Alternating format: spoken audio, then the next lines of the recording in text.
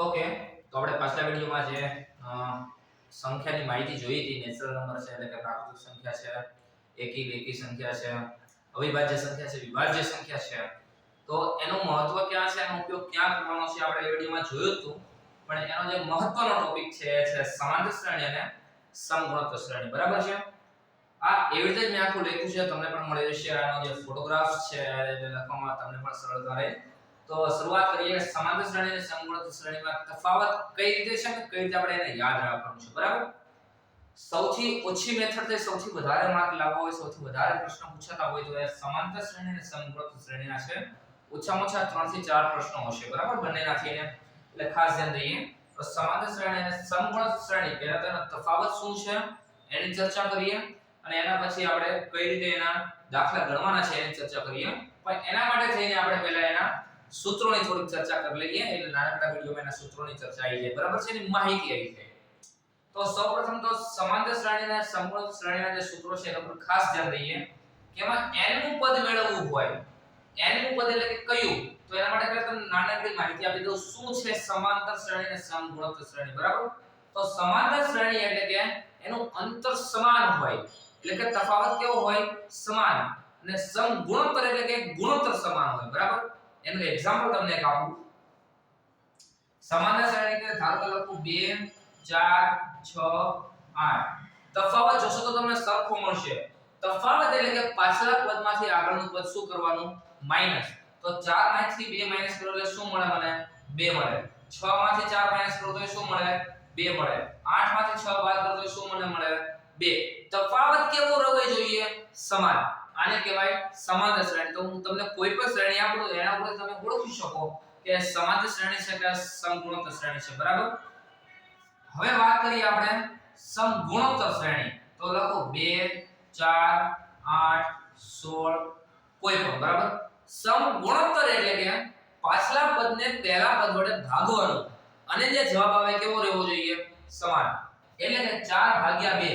4 ભાગ્યા 2 તો શું મળે? 2. 8 ભાગ્યા 4. 8 ભાગ્યા 4 તો 4 દુ 8 એટલે તફાવત શું મળે છે?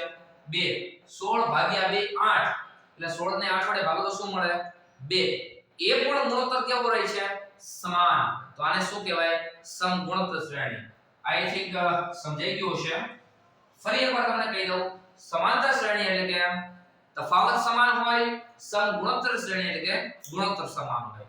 હવે એના સૂત્રો ઉપર જઈએ. તમને એક્ઝામ્પલ કેવી રીતે આવશે એની પણ આપણે ચર્ચા કરીએ અને કઈ રીતે તમને પૂછાશે એની પણ ચર્ચા કરીએ. એના માટે તમને એકવાર સૂત્ર સમજાવી દઉં, ખાસ સમજી લેજો. સૂત્રમાં જે પદ છે એને તમને માહિતી આપી દઉં. n નું પદ મેળવવાનું કીધું હોય તો એના માટેનું સૌથી સરળમાં સરળ સૂત્ર છે કે a n - 1 d. જેમાં a એટલે કે પહેલું પદ, n એટલે કે તમને કીધું હશે કે આપેલી શ્રેણીમાં 17 નું પદ ગોતો અથવા તો 18 નું પદ ગોતો. તો એમાં n શું છે? એ 17 નું અથવા 18 નું જે તમને પદ કીધું છે તે. d એટલે કે તફાવત. શું? તફાવત. શું? તફાવત. તો આ છે સમાંતર શ્રેણી માટે થયું. કોના માટે? સમાંતર શ્રેણી માટે. તો આવું નવું કદાચ સમગુણોત્તર શ્રેણીમાં પૂછે તો કે સમગુણોત્તર શ્રેણી એટલી હોય એ તો આપણે જોઈને ખબર પડી જવાની છે કઈ શ્રેણી છે. જો સમગુણોત્તર શ્રેણી હોય અને એમાં આપણને n નું પદ પૂછ્યું હોય તો એમાં શું કરવાનું? tn બરાબર a ગુણ્યા r ની n - 1. સેમ જ છે. a એટલે પ્રથમ પદ, r એટલે કે ગુણોત્તર. કેટલાનો ગુણોત્તર છે? જેમ કે 2 4 8 હોય તો 4 ભાગ્યા 2 એટલે 2. 8 ભાગ્યા 4 એટલે 2. એ શું થયું? r એટલે કે ગુણોત્તર. n એટલે જેટલાનું પદ ગોતવાનું કીધું છે એ, અને -1 તો ખબર જ છે. આપણે ઉદાહરણ લેશું તો તમને વધારે ખ્યાલ આવશે. એટલે ઉદાહરણ પર પણ જઈશું. પહેલા એકવાર માહિતી આપી દઉં. બીજા નંબરે શું છે? બે બંનેમાં સરખું એવું. આ ઘડી આપણે બાકી રાખીએ n પદોનો સરવાળો. શું? n પદોનો સરવાળો. તો આમાં શું સૂત્ર છે? a l * n/2. a એટલે પહેલું પદ, l એટલે છેલ્લું પદ. તમને છેલ્લું પદ આપ્યું હશે. જો ના આપ્યું હોય તો પણ શું કરવાનું? એની પર તમને માહિતી આપીશ. a એટલે પ્રથમ પદ, l એટલે છેલ્લું પદ. એ બેનો સરવાળો કરીને n/2 અને ગુણી નાખવાના. n/2 શું છે?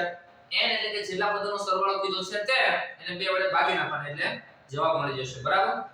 પરંતુ કદાચ છેલ્લું પદ ન આપ્યું હોય, એટલે કે છેલ્લું પદ ન આપ્યું હોય તો શું કરવાનું? તો એના માટેનું સૂત્ર છે 2a એટલે કે પહેલા પદને 2 વડે ગુણી એને n 1 dr એ શું કરી નાખવાનું સરવાળો કરી નાખવાનો એને n/2 વડે ગુણી નાખવાના બરાબર છે સહેલું છે એક્ઝામ્પલ લેશો તો તમને વારંવાર એક્ઝામ્પલ કરશો એટલે જલ્દી યાદ રહી જશે બરાબર જો સમગુણોત્તર શ્રેણીમાં n પદોનો સરવાળો કહી તો એકદમ ઈઝી છે એમાં પણ બે સૂત્ર છે a * 1 - r ની n અને છેદમાં 1 - r ખાસ જોશો 1 - r જેવું આવ્યું તો નીચે 1 - r જેવું એવું બીજું સૂત્ર એનું ને એનું a * r ની n - 1 તો નીચે શું આવ્યું r - 1 જો અહીંયા r - 1 જેવું છે તો નીચે r - 1 જેવું બરાબર યાદ રાખવા માટે સૌથી ઈઝી મેથડ છે તમને તો આ ક્યારે ઉપયોગમાં લેવાનું તો જોવાનું તમારે ગુણોત્તર જે મળે છે ગુણોત્તર એ 1 થી નાનો છે તો આ સૂત્ર વાપરવાનું 1 થી મોટો છે તો આ સૂત્ર માત્ર ફરક ક્યાં પડે છે ખાસ જોજો 1 - r 1 - r r - 1 r - 1 આટલો ફરક છે બાકી કંઈ નથી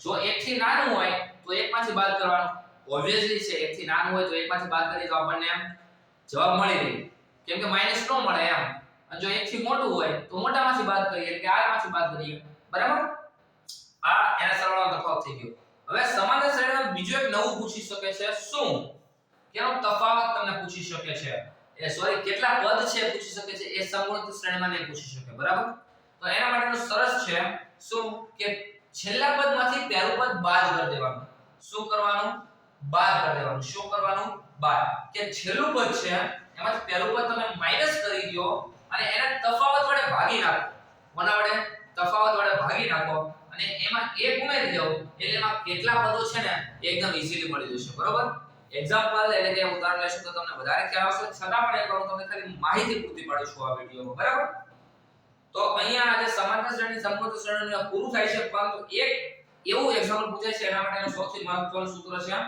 m નું પદ tm હોય n નું પદ tn હોય તો તફાવત શોધો અથવા તો આ ખાલી જગ્યાનું પદ ગોતો આવું તમને કહે બરાબર તો એના માટેનું આ છે તો શું કરવાનું એટલે કે એક્ઝામ્પલ આવી રીતે પૂછે કે 7 નું પદ 15 છે 18 નું પદ 20 છે તો આ તમે ગોતો તમને આવું પૂછ્યું હોય એના માટેનું છે tm - tn/m - n એક્ઝામ્પલ પર જઈએ તો આ વિડિયોમાં માત્ર ને માત્ર સમાંતર શ્રેણી શું છે સમગુણોત્તર શ્રેણી શું છે એની આપણે વાત કરી હવે નેક્સ્ટ વિડિયોમાં આપણે આના એક્ઝામ્પલ પર જઈએ બરાબર છે